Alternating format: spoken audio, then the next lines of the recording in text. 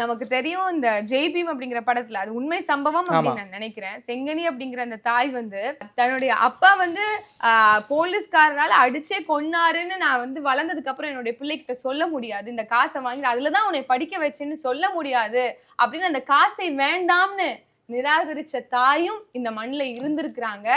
இல்லைங்க அந்த 20 லட்சம் ரூபாய் வாங்கிட்டு என்னுடைய பையனை வந்து போனா என்னங்க, விஜய் வந்து ஒரு பையனா இருக்கான், அவனை வந்து நான் வந்து சிஎம்மா பார்க்கணும்னு ஆசைப்படுற ஒரு தாயும் இந்த மண்ணில் இருக்கிறாங்க அப்படின்னு தெரியறது வந்து ரொம்ப ரொம்ப கவலைகரமான ஒரு விஷயம் அப்படிதான் நான் பார்க்குறேன். நம்ம புறநானூற்று தாயெல்லாம் வந்து பற்றி படிச்சிருக்கோம்.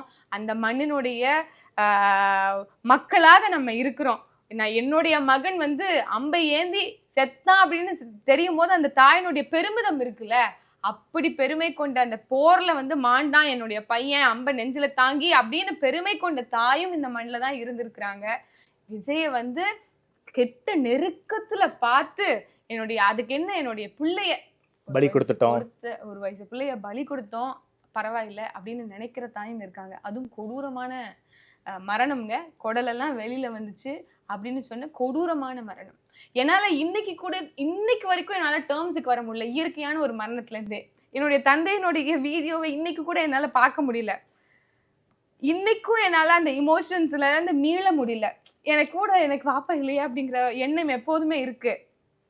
ஆனா எப்படி இவ்வளவு கொடூரமான மரணத்துக்கு வந்து இந்த மாதிரியான ஒரு இமோஷன்ஸ் வந்து இவங்களால வெளிப்படுத்த முடியுது அப்படின்னா, அந்த அளவுக்கு என்னுடைய மக்களும் வறுமையில இருக்கிறாங்க, அறியாமையில இருக்காங்கிறத விட ஒரு துயரமான ஒரு செய்தி இருக்காது அப்படின்னு நான் நினைக்கிறேன்.